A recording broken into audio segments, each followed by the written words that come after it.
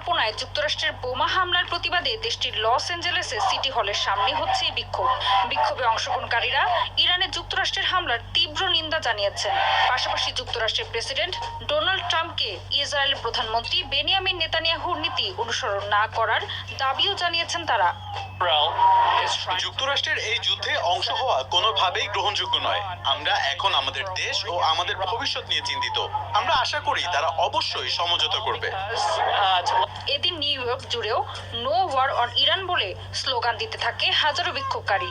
এছাড়া ওয়াশিংটন ডিসিতে প্রেসিডেন্টের বাসভবন হোয়াইট হাউসের সামনেও এদিন বিক্ষোভ হয়েছে। যুক্তরাষ্ট্রের পাশাপাশি রবিবার কানাডার টরন্টোতেও ইরানে মার্কিন হামলার প্রতিবাদে বিক্ষোভ করেছেন হাজারো মানুষ।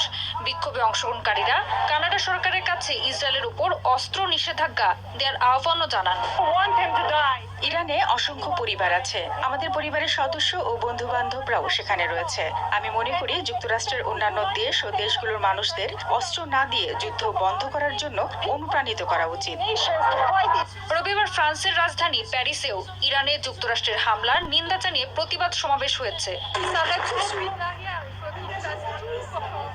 La guerre s'arrête dans le monde entier. C'est pas possible. On a commencé par Ukraine, Liban, Gaza, Liban, mais c'est pas possible en fait. Et toujours en fait la trace des États-Unis bien, c'est évident. Il faut qu'il s'arrête la guerre. La seule chose. এদিকে ইরানেও যুক্তরাষ্ট্রের হামলার প্রতিবাদে বড় সমাবেশ হয়েছে। এতে অংশগ্রহণ করেছেন স্বয়ং দেশটির প্রেসিডেন্ট মাসুদ পেজেশকিয়ান।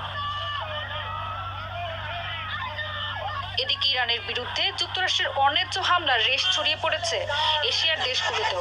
রবিবার ইরানে হামলার প্রতিবাদে কলকাতাতেও বিক্ষোভ করেছেন হাজারো মানুষ।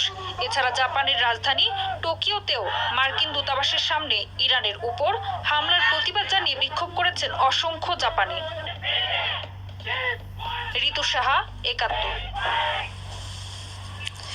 ইরান ও ইসরায়েলের মধ্যকার চলমান সংঘাতের জেরে বিশ্বব্যাপী নিরাপত্তা